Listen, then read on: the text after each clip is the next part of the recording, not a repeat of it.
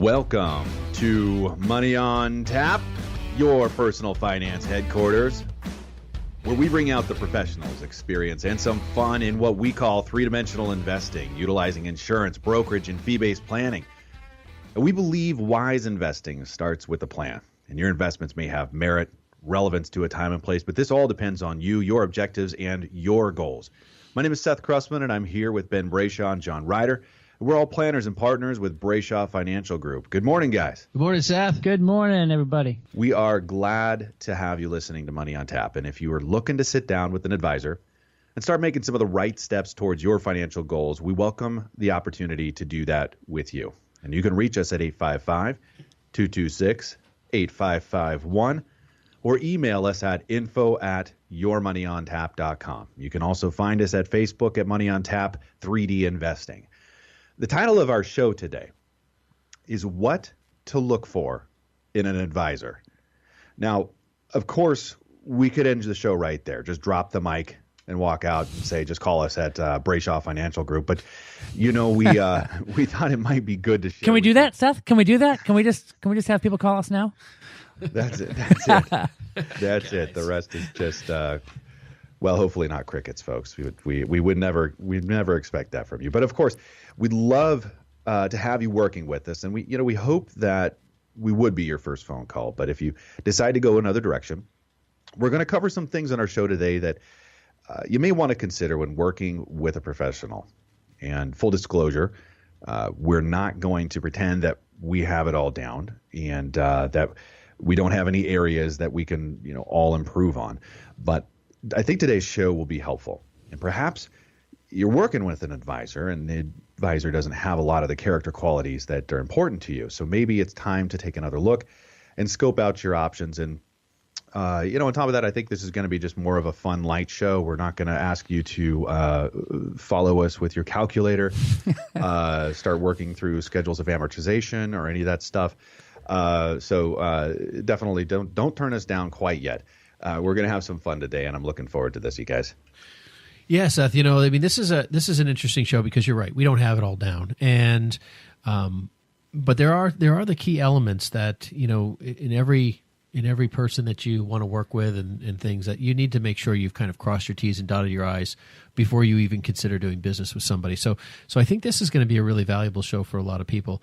I mean, we over the number of years that I've been supervising and auditing, and you've seen a lot of financial advisors over the years, Ben. I know that. Yeah, you've done a lot of training. I've had a lot of different oversight pieces and plays and roles that have given me some exposure to hundreds upon hundreds, maybe thousands of advisors. Yeah. On a very real level, both good, bad, and indifferent, and problem situations and good situations from the compliance standpoint.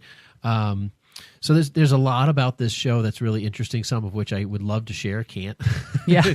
And then there's, stuff out there that, there's a lot of good advisors, and our industry has been tainted pretty heavily with a lot of the bad events that have occurred that Certainly. have, really overshadowed the significant portion of the industry that's strong, reputable, and very capable. Absolutely. Ben, when it comes to financial advisors, it's interesting because there's a lot of good financial advisors out there that have their clients' best interests out there. But I was just recently car shopping. And, there's a lot of good car dealers out there, too. But I ran across a lot of them that were not so good. There's a lot of fine print. No one would give me the full details on whether it was financing or just whatever. There's always a fine print that they didn't want to say to you. If you didn't use their finance company, they're going to charge you more. Or all different aspects of buying a car. I actually did end up with a car dealer in Connecticut that actually worked out quite well. And he was actually very upfront and all. But to get to him, I had to go through a bunch of different people. And it was not a great experience. I know many people have experienced that when it comes to financial advisors. So we're going to have some fun today. We're going to be talking about a lot of things. We're going to be talking about some people we've worked with in the past. We're going to people that you should stay away from. We're also going to not shy away from telling you why there's certain people that you wouldn't want to work with. We're going to talk to you today about red flags that should make you think twice before doing business with people. But we're also going to talk about some qualities that you should be looking for when it comes to your advisor and your money.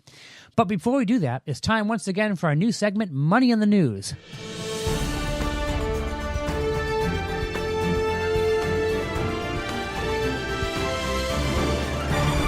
Yes, this is the time of the show that we dive into recent headlines and get you caught up to speed on little tidbits of financial information that you may find interesting while hanging out at the proverbial water cooler. Yeah, it may not even really be that important. Like, for instance, our next story, I found fascinating. And I was at my desk the other day, and I think I yelled over to Ben. I said, "Hey, Ben, did you hear about this guy?"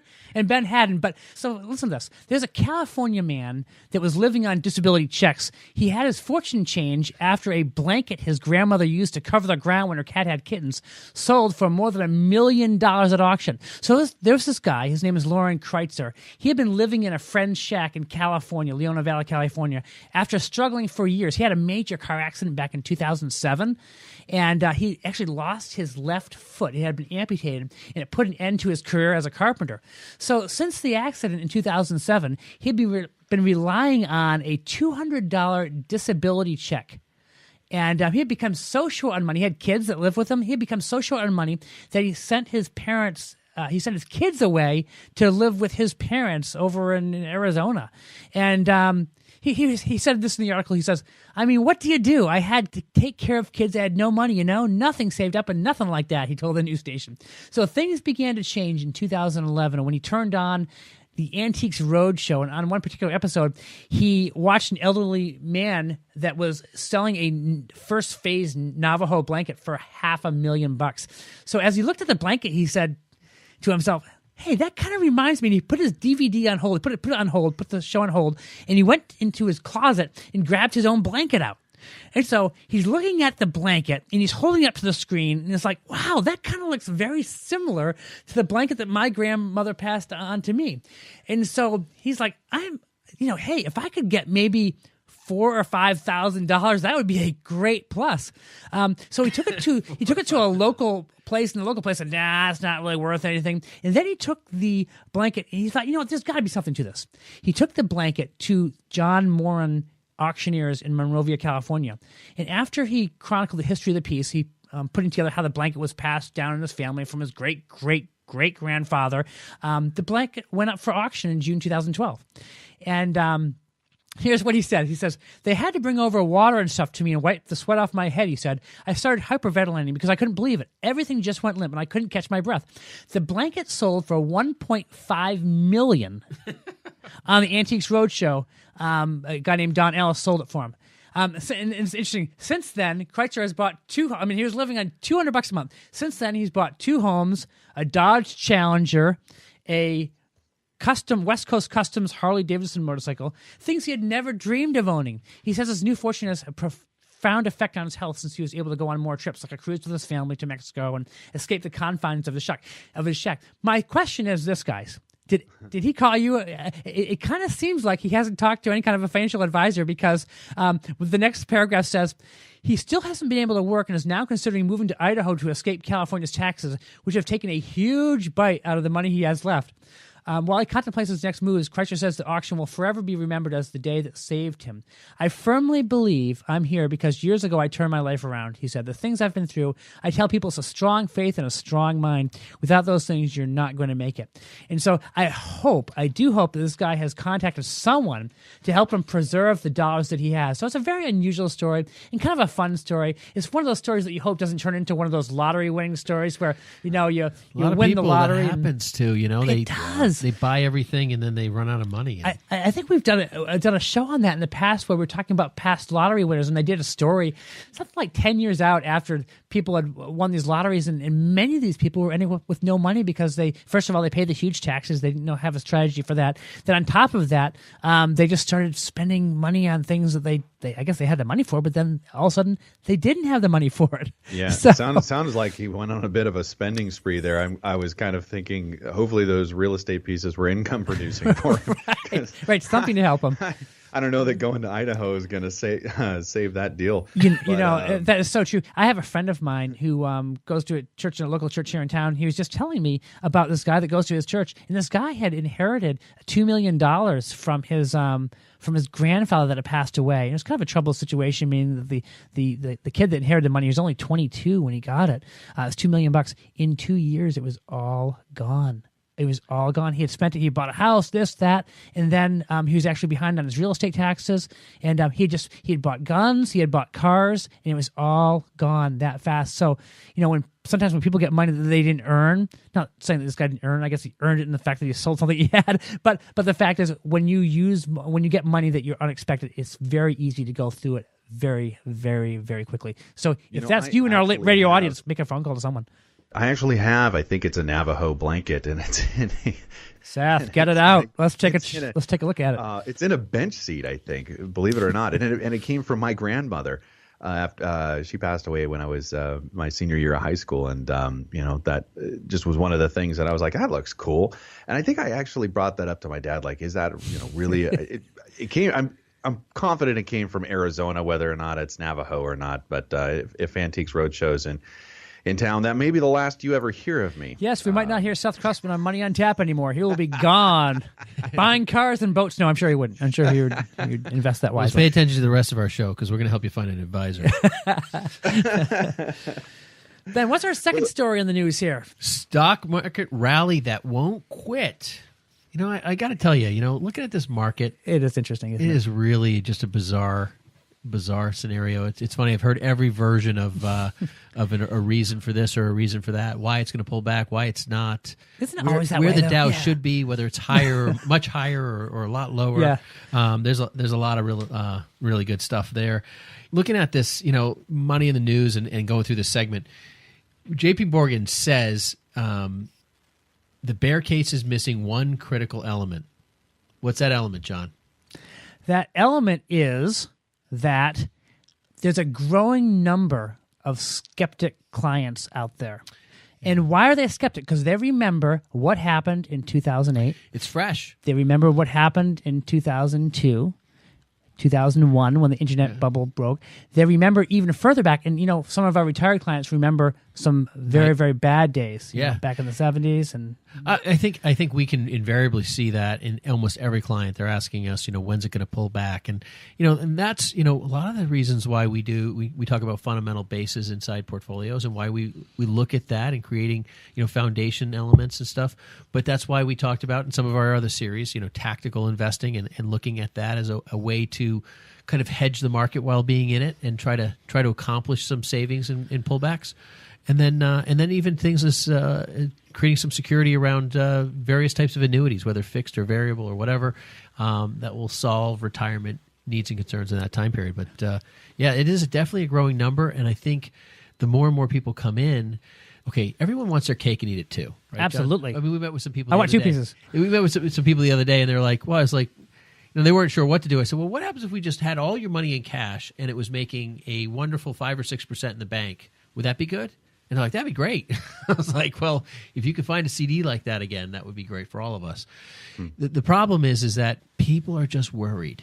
They're like, I don't want to buy at the top. And there's a little bit of hesitation, and we see the market it bumps up again. And then all of a sudden it might lag a little bit. And then all of a sudden, boom, we have another bump day.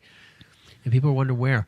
I mean, my personal opinion right now is I think, Trump's coming up on his first full year of being president. Has it only been 1 year? I know. You'd think it'd be He's got a few headlines, hasn't he? Yeah. I almost didn't even know he was president. I didn't even know. I hadn't seen anything in the news forever. But, I really think that the pro-business growth mentality and the expectation of that mood, that element, I think that's going to still exist in our market for another year or two. I think we have a good potential of seeing continued rise. Well, I guess you agree with J.P. Morgan then, because in the article that we're looking at here, there's a head of thematic. That's kind of interesting. Stephen Parker is head of thematic equity solutions. Do we have a head of thematic equity solutions at Brayshaw Financial Group? I don't think we do. But anyways, at J.P. Morgan they do. And John, that's your new title. I second that. I don't even know what it means now, but I am now the head of that. That's great. But anyways, this guy Stephen Parker argues that there are hardly any signs of investor euphoria right now, a critical element of a bull market on its last legs. Talk about that for just 1 second. Yeah. Like, what does that even mean? Like what is he saying right there? Okay, so when we talk about investor euphoria, people are like, "Yes, I got a pile of my money and it's going great," because we've seen good market returns. Right. So when you take this piece to the water cooler, folks, and you're throwing it around. Everybody's talking about, the market, and everybody's getting in, and there's no reservation whatsoever about, these pullbacks or these. That's what this is talking about. That's an investor behavior that happens, and it's measurable in past markets right before there's a pullback or correction in the market. And that's what they're saying here, is that they're not seeing any of those things in the marketplace. Yeah, interestingly enough, he says every client conversation he's had lately has been beginning with a laundry list of things that can go wrong, those kind of black swan events that can happen. And we've seen those happen in the past. And he says this. He said, we'd be a lot more nervous if this was taking the form of expanded market multiples showing some signs of froth. But to us, this is a growth story, and we're seeing the best synchronized global growth since the crisis he had. Now, that's his bull market opinion. Now, for every guy that says that the market is going strong and we expect it to keep on going for the next 2 to 3 to 4 years. There's two that say it's going down. Exactly. Yeah. So he's been firmly in the bull camp for a long time. There's no doubt. And I, when I look at this, and I mean, look at this article, I think ultimately it has to do with the expectations of what the market's going to perform or do. That's where you're going to drive the space. And I think with the expectation that we have a market growth scenario inside our business community, and that Trump is pro-business, pro-growth, people hope and expect those things to somehow come about inside some of the policies, and that this will help. Less regulation as well, too. And so, that's causing a lot of this vibe. I think we're going to get this growth. I think we're going to still see some reasonable growth. It may not be super strong. It could be strong. I have no idea. I can't predict this. But I do think we're going to see growth over the next year to 2 years.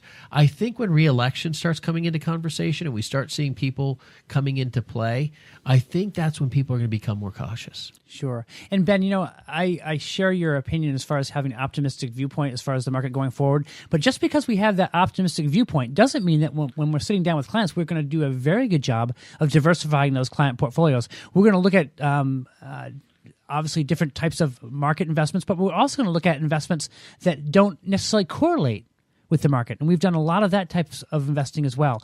So it's going to be very, very important for us going forward, bull or bear market, to have a well-diversified portfolio when we're working with our clients. Well said, John. That's going to do it for us at Money in the News. You're listening to Money on Tap. You can reach us at 855-226-8551 or email us at info@yourmoneyontap.com. We're going to take a quick break, folks. We'll be right back.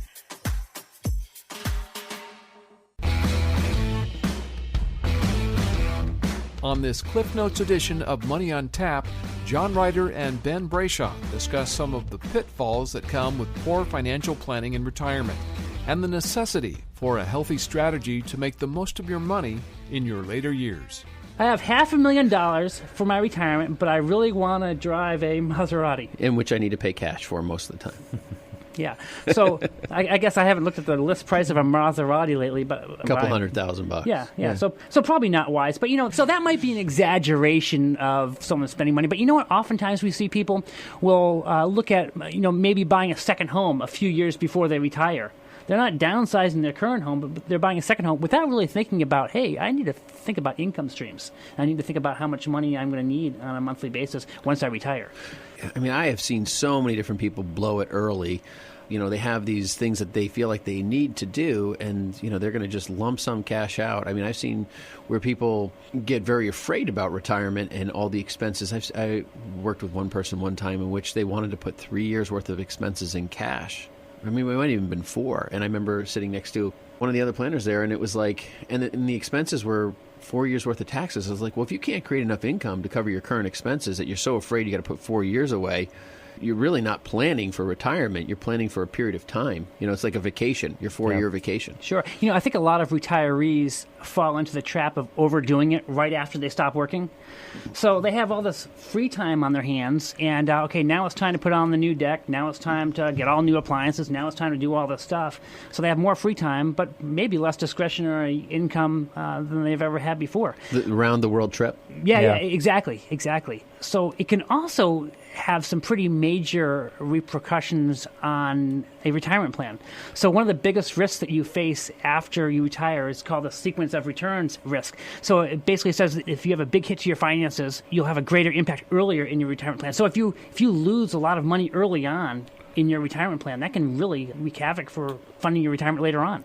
Well, I think the big issue there is the ability to reclaim those assets. In other words, going back to work. If you spend the first 5 years spending down your assets, and let's say you retire at 65, 70, it's harder to go back to work. It's harder to find a job. And then we always talk about if you have the first 5 years of retirement being down years in the market, that's a whole nother issue. So you got this compounded loss. So you're drawing more money out. The market might be going down. And then how do you rebuild that asset? And again, people are living longer. You don't know how long you're going to need that money for. Find out more about three-dimensional investing, utilizing insurance, brokerage, and fee-based planning with Ben Brayshaw, Seth Cressman, and John Ryder on their weekly radio program, Money on Tap. Hi, my name is Seth Cressman, partner with Brayshaw Financial Group and one of the co-hosts of Money on Tap. One of the biggest concerns and largest expenses people face today is taxes. Without thoughtful planning, taxes can destroy future retirement dollars, eliminating the possibility of a timely retirement or dreams of what you want retirement to look like. If you're like most people, you're getting closer and closer to retirement, and you may be wondering if you're taking the right steps. Will my income be enough? Will rising taxes force me to give up my dreams? How does inflation factor into all of this? These are real concerns, and you're not alone. Putting a plan around your financial future is what we do. If you have questions when it comes to your financial security, and if you're looking for a personalized solution, contact us at Brayshaw Financial Group, 855-226-8551. It's time for you to start getting answers to your questions. Headquartered in Bedford, New Hampshire, Brayshaw Financial has offices across the country.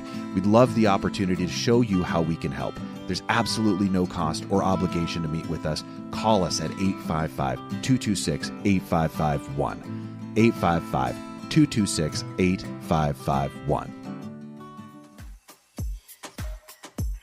Now back to Money on Tap with Ben Brayshaw, John Ryder, and Seth Cressman. You're listening to Money on Tap, your personal finance headquarters, where we bring out professionals' experience and some fun in what we call three-dimensional investing. You can reach us at 855-226-8551 or email us at info@yourmoneyontap.com. We're also at www.yourmoneyontap.com.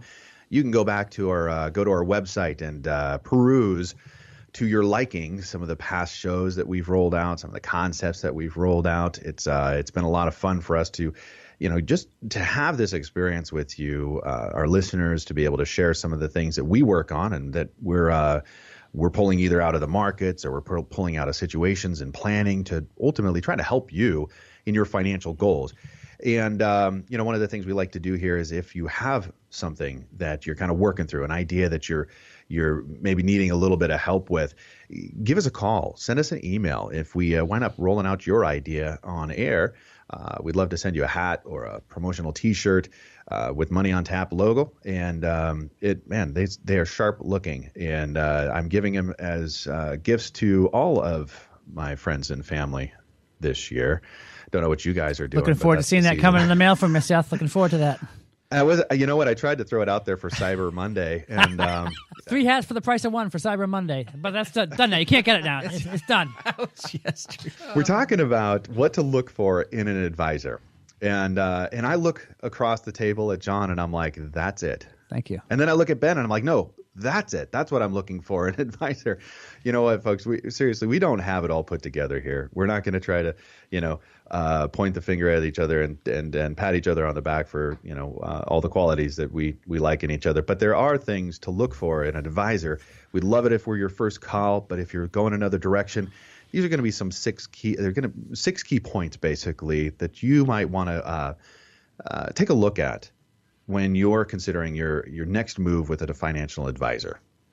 Absolutely. And I think one of the things that is most important when it comes to a financial advisor is really character. And I think character, when it comes to, it doesn't matter if you're buying a car, you're buying securities, or you're buying a home, you want to have someone that's honest with you. And so we're going to spend some time talking about some of those different character traits or things that you would like in an advisor. You have the personal and you have the professional. And how do you find that balance in the right person? And there is. Yeah. Well said. It says in Webster's Online Dictionary, integrity is the quality of being honest and fair. So in short, when you're dealing with an advisor, the advisor should never lie, either by omission, because many times people will say some things, but they leave out certain details. And I think we've all seen that in the past. So there's a fiduciary standard that we as advisors have, and we need to place the client's needs ahead of our own. And if you have someone where you find out that maybe that's not the case, you sense there's maybe an ulterior motive to their advice, then you really should start questioning, why you're being advised to go in that direction. When it comes to financial products, boy, guys, there's so many different things that we have to cover. One thing I always blame Ben for is the fact that sometimes our meetings go on for a long time, and they do. But there's a reason for that. And the reason for that is the fact that when we're talking about the details of financial products, people need to have full and fair disclosure. They need to know if there's a charge that they're paying up front, if there's a management fee along the way, if there's a charge if they sell. They need to know all of that type of thing. And sometimes when you give people all the information, maybe it takes a couple of meetings, maybe it takes longer meetings than necessary, sometimes longer than we like to have to go. But the fact is, people need to know very clearly what they're getting and what their expenses will be and all the ramifications of that. So I know we all, guys, have had people come in where they bought an investment product from someone else and they say, well, I want to cash that out. And all of a sudden they find out, I'm going to get hit with a huge surrender charge if I pull the money out. We've seen that before.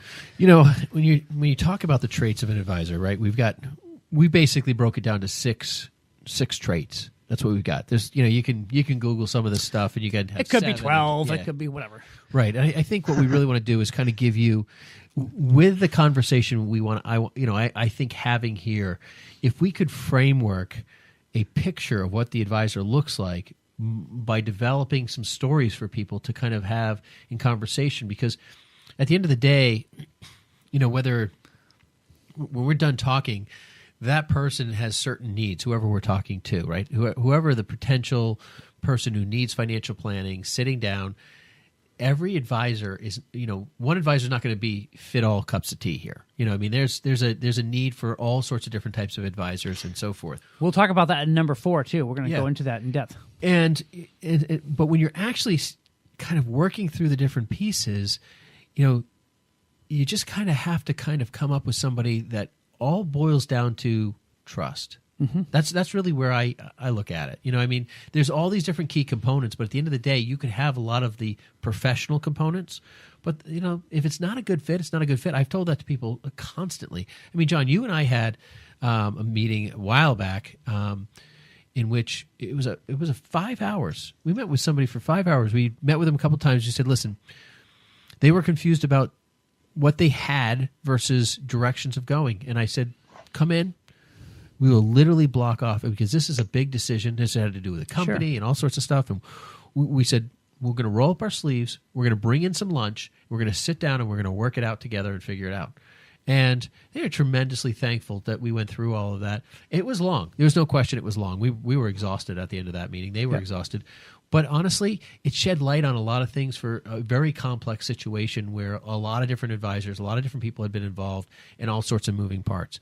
The number one problem when you go and sit down with a new advisor is that they don't know what you're thinking. And when people are sitting with us, Seth, when people sit with us, right? They think we understand exactly what they want. Like, they talk about retirement as if we're sitting on the beach with them in Florida, or whether we're sitting up north in their, in ski lodge, or we have. I'm happy to do both, by the way. But I have met people who do not have, big aspirations for retirement. Absolutely. Most people, I think, just want to have a good life, and they want to be near family, or they, the aspirations are not this, luxurious resort thing, but some people do have that. And I think what the biggest struggle we have is being able to hear what people want. Mm-hmm. So I always tell people, I say, listen, if we make a presentation and it doesn't sound like it's a good fit for you, then one of two things happened. Either I didn't hear you, or you didn't tell me well enough, what you really want. And that sometimes happens too. Maybe we don't listen enough. I think that's I mean, I remember my grandfather always saying, "Hey, there's a reason why God gave you 2 ears and 1 mouth," you know. And many times I didn't quite get that. What did you say? I have. So, but no, I think it's important for us as advisors to listen and to be able to get a clear idea of what people want. And people don't necessarily want to hear financial advisors spouting off about financial information and markets and this and that. They want to be heard. Right. And I think that's very, very important. And if you do hear somebody well enough, then you can start taking that language, that communication piece, and start, building and designing and developing a financial kind of machine. I always call it a machine because it has to spit out income, right? I mean, that machine has to actually do something every month in retirement, and that's create your new income. And when we build that machine, that machine needs to basically accomplish in all the different variables, which are really time horizons, right? Needs today, needs tomorrow, needs in the future. All of those time horizons that people have to meet, that machine has to work. And it also has to work within the confines of their expectations, their risk tolerance. I mean, so you got, when you're looking at, there's those 3 components that we always get looked at in compliance: investment objectives, risk tolerance, and time horizon. And we have to accomplish a machine that meets all of those, right? I mean, now you're whittling down the number of choices. That's why I said to that client, listen, do you want to put all your money in the bank and get 5% and just not invest? And they're like, oh, that'd be great. Everyone wants all cash, and that's not a possible scenario unless you're just so wealthy and your needs are so low that you can just live off the cash. Those are issues. Sure. So summing it up, integrity and I think transparency go hand in hand, because if you're an honest person, you'll let people know exactly what they're getting into when they're getting into an investment or an insurance policy or whatever it may be. Yeah.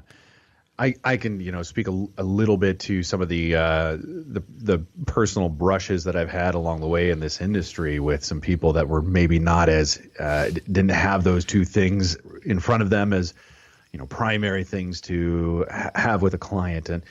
And where I came through was a brokerage house, and that's how I got my licensing, and that's 2007, 2008, and all the things going on with the markets. And what I saw change was a market entirely. This advisor role, those were stock brokers, money managers, and one of the things that they weren't really focused on was a lot of what we're going to discuss today.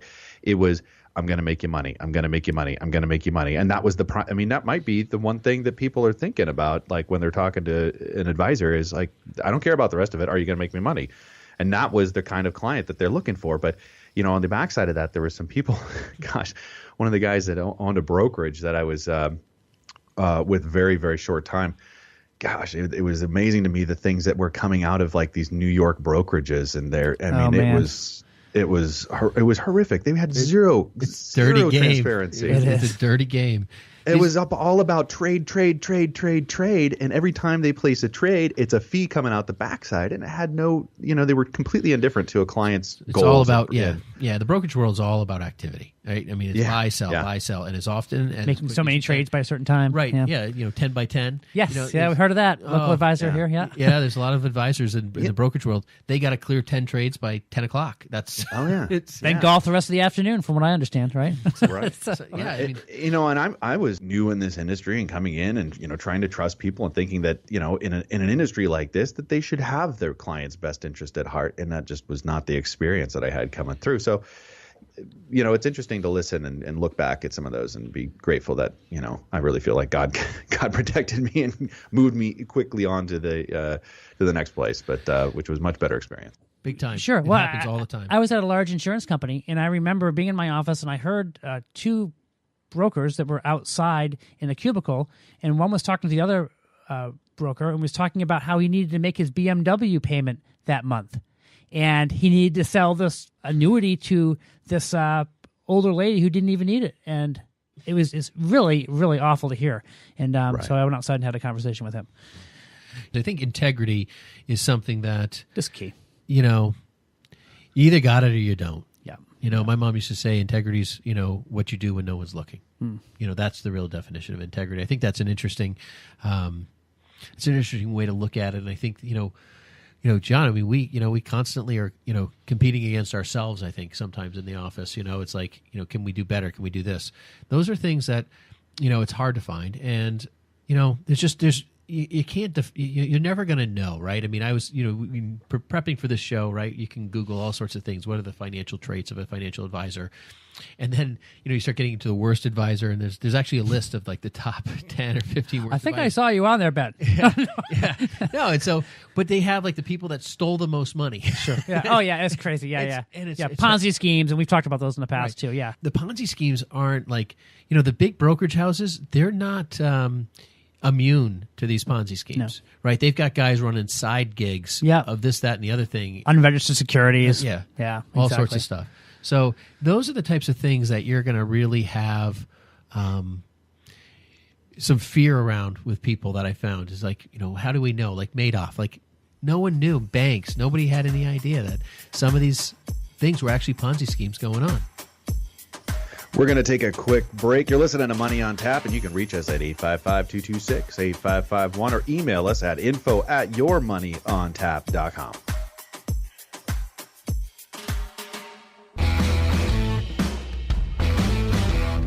On this Cliff Notes edition of Money on Tap, Seth, Ben, and John look at risk and how it affects not only our investments, but virtually every aspect of our lives, both personal and professional.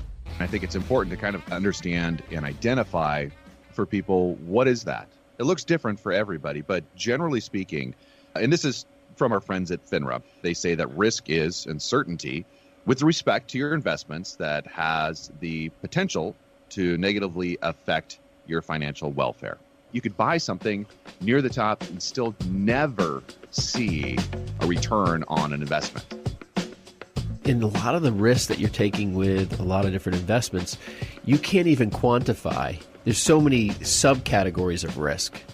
And with each company, there's some stuff that you don't even know. I mean, you don't even know if there's a problem inside of it, like in an Enron scenario, which is horrific. Or if you're running a business, there's just different risks that come involved there. If you say the wrong thing, you have legal risks, you have investment risk, you have operational risk. Think about operational risk. You make the wrong decision with an IT, with a computer program, it could really affect. Thanks for joining us for this Cliff Notes edition of Money on Tap, with great tips from the pros in three-dimensional investing, utilizing insurance, brokerage, and fee-based planning. Now here's more Money on Tap with Seth, Ben, and John. Welcome back. You're listening to Money on Tap, your personal finance headquarters, where we bring out the professionals, experience, and some fun in what we call three-dimensional investing. You can reach us at 855-226-8551 or email us at info@yourmoneyontap.com. You can also find us at Facebook at Money on Tap. My name's Seth Cressman, and I'm here with Ben Brayshaw and John Ryder, and we're all planners and partners with Brayshaw Financial Group. And today we have been discussing 6 key traits to finding your advisor, your financial advisor. And of course, basically, John and Ben took a look at me, and they're like, what is it about Seth that, really we want to highlight on this show today that that everybody should know about? And so, folks, if you haven't been introduced to me and all of my character qualities out here, then that's what this show's about. Not really. But we're having some fun talking about some of the things that are important to look at when taking a look and evaluating. Who do you want to work with in this industry?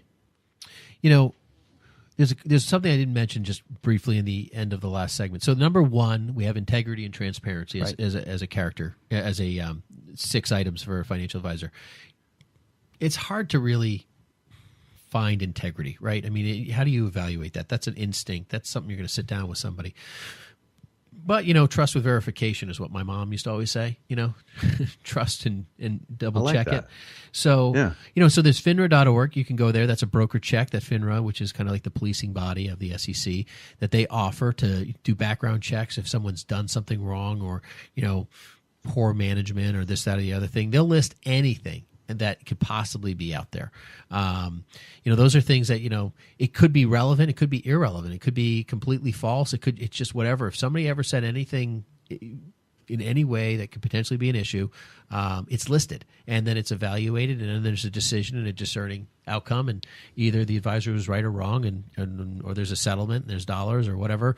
And it's there, and you can see it for everybody. So those are places you can go. Right on our website at BrayshawFinancial.com, there's a link right on the top of the website. Yeah, you can check us all out. Yeah, FINRA requires that. We've got 12 advisors in 8 states, I think it is, and then we have other firms that we work with as well, which is probably another 8 or 10 firms that are kind of sister firms to us, and so we've got a long, extensive list of people that you can work with. We service, I think, I don't know, I'm guessing on this, but it's over 30 states, but it might be 40 some odd states that we service. So they're licensed in a lot of those states. Yeah. So those are, there's a lot of exposure that we can help a lot of people that are listening today kind of go through that. And if you just want to have a conversation about concerns or fears you have about an advisor you're working with or interviewing or whatever, or want more detail with zero, concern about being walked into working with us, you want to have a conversation about something to verify what something is,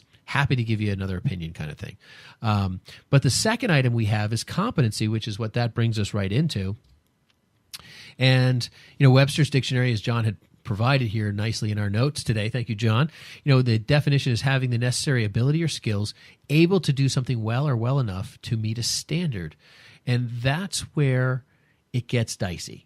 There's a lot that goes into being a financial advisor. My wife actually just recently joined our firm and is helping out with everything from client scheduling of appointments to preparing records and all that kind of thing. And she is just blown away by the detail and all of the different things that we do. Finally, I have to have her come back to work to understand all the work that I've been doing for the last 23 years. So, but there is an amazing amount of different things that we do. Think about this, guys. We do everything from estate planning issues, income tax law, retirement plan. Not that we're practicing lawyers, of course, but we help people when it comes to different things regarding their... We're not CPAs, but we are involved in this stuff. Insurance, all that stuff. Yeah, and I think when it comes to competency, evaluating competency is something that's very difficult. What I found as a struggle in the industry is that a lot of guys get thrown into this industry because they can't get something else. It's like a lot of these firms try to hire everybody from car salesmen, all the way down the list to, carpet guys to whatever, and try to get them in. Ben, that is so true. I had... In my opening class at the large firm that I started with when I first started, we had 100 people that were hired into the class. At the end of the year, how many people were left? 1 year. 2. 3. Yeah. 3 people out of 100 people that were hired by this firm. Yeah. And so all those people are going out talking about how they're financial planners or financial advisors. And honestly, the scary part is most of them don't have a clue of what to do. They're being told to go do this, sell this, no matter what, and then this will be good for them. Absolutely. This is the one size fits all, and you'll be okay and safe selling it. I had one manager who said this. He said, here's how it works. After I got through a few years, he goes, here's how it works. Everyone that comes in the door, it's like taking spaghetti, throwing it up against the ceiling, and you know what? A couple of them will stick. Right. So, crazy. Isn't that crazy? I know. Yeah. For a large firm. There's a lot of industries out there that use that model. This is, financial services is not the only one, but unfortunately, it was definitely for a long window, we'll say, really how our world worked and how a lot of people came in through the funnel, so to speak, and most of them got kicked out. For one, there's the licensing that you have to get through. Background checks. There's a lot of background checks, right? Yeah. There's a lot of different pieces that really weed out the riffraff. But unfortunately, some of those people, especially years back, were that's when. What am I trying to say here? There was some people in the industry that had the wrong motives, basically. But kind of getting back to some of the other traits that we're looking at here is independence. I thought was interesting.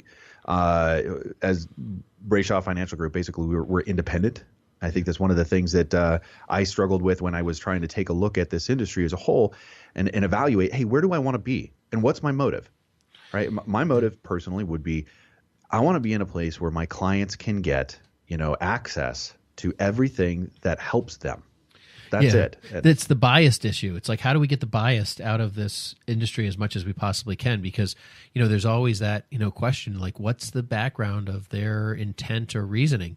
When it comes to, you've got a couple different scenarios, right? We've got the big brokerage houses, the Merrills, the Wells, whatever, you've got all these different brokerage houses out there, and their primary role is to move stock. I mean, that's primarily what they do. And, that's changed with this, Department of Labor scenario. Things have really moved in a lot of changing in what actually happens in the sale of stocks now and retirement accounts and whatnot. But primarily that was the role. And then, so if you wanted a stock guy, you go to a big brokerage house, right? That was the story. And then if you wanted a financial planner, you go to,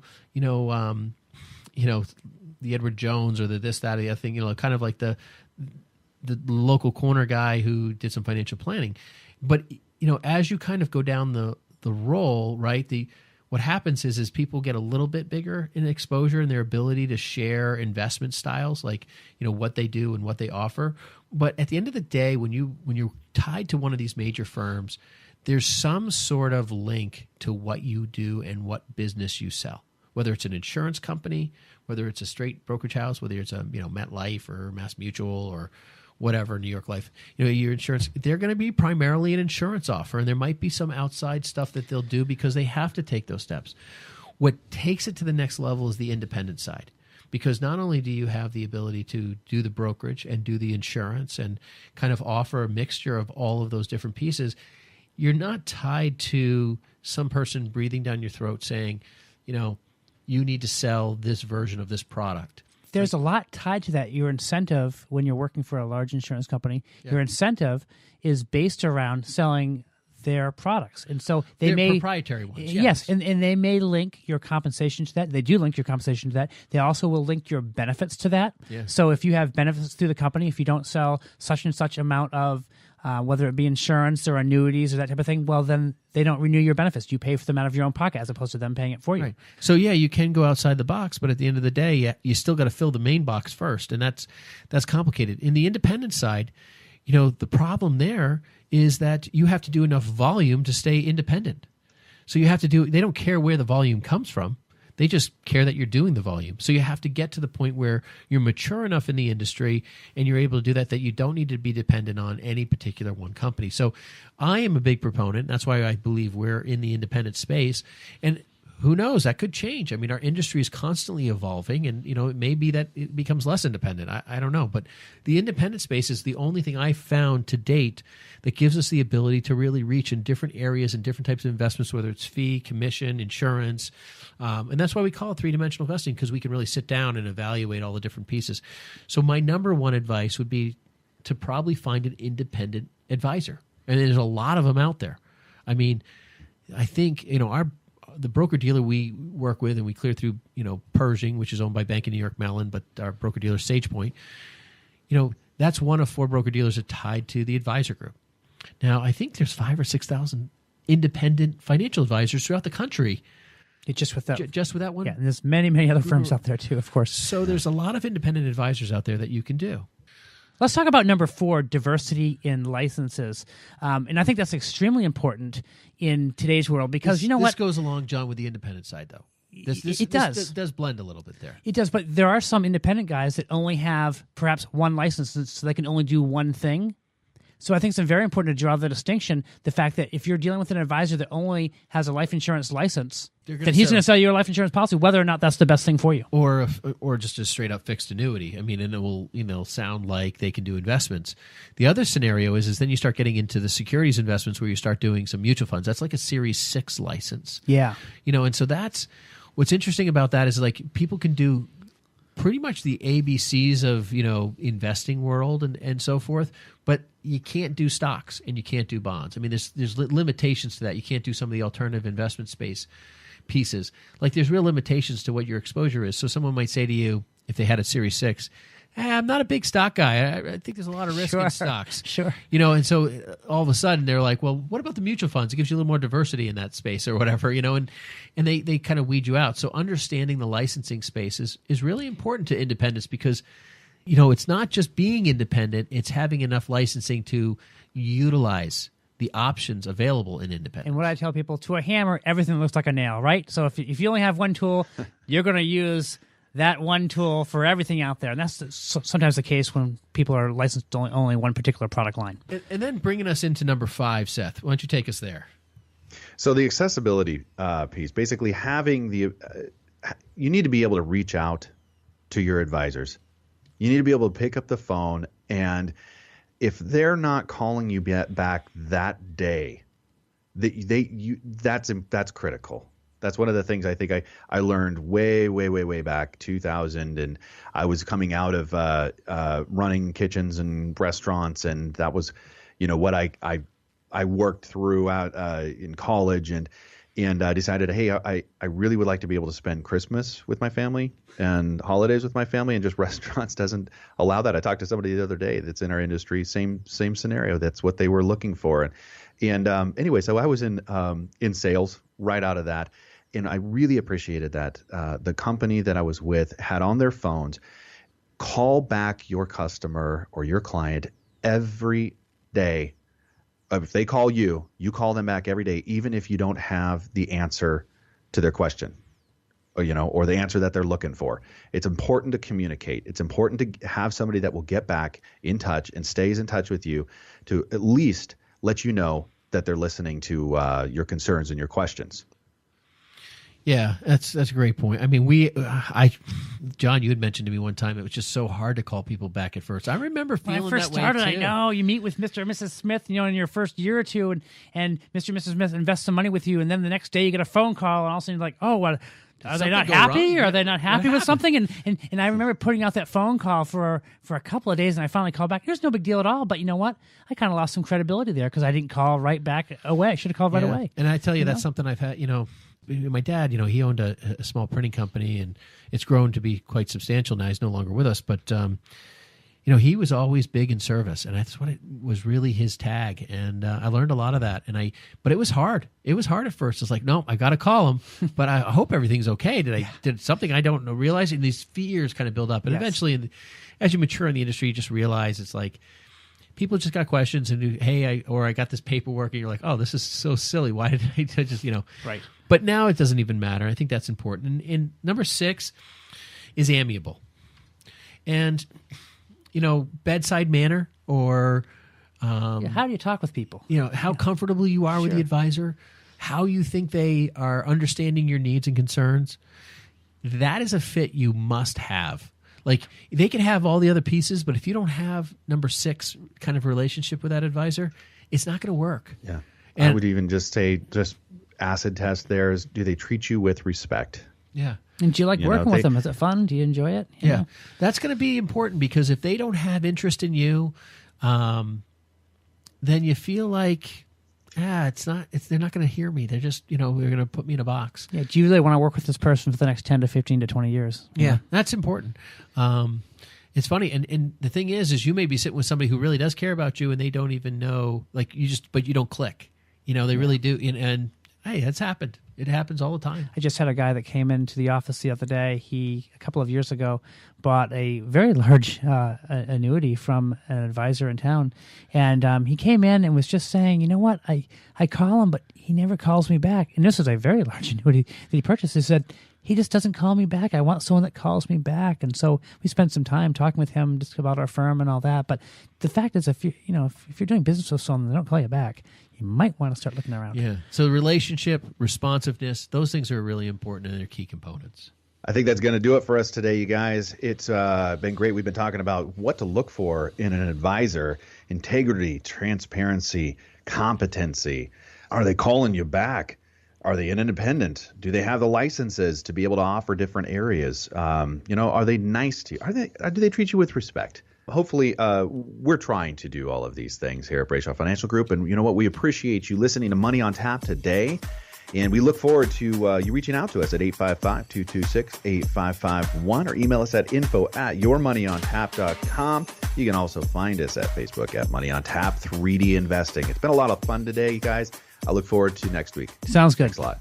The views expressed are not necessarily the opinion of this radio station and should not be construed directly or indirectly as an offer to buy or sell any securities mentioned herein. Investing is subject to risks, including loss of principal invested. No strategy, product, material, or tool mentioned can assure a profit nor protect against loss. Please note that individual situations can vary. Therefore, the information, products, materials, or tools mentioned should be relied upon when coordinated with individual professional advice. Past performance is not a guarantee of future results. results. This show may be subsidized in whole or in part by a product sponsor or issuer. Securities and advisory services offered through SagePoint Financial Incorporated, member FINRA SIPC, and a registered investment advisor. All other services offered through Brayshaw Financial Group LLC are independent of SagePoint Financial. SagePoint Financial and Brayshaw Financial Group do not provide tax or legal advice. Main office is located at 116 South River Road, Bedford, New Hampshire, 03110, and can be reached at toll-free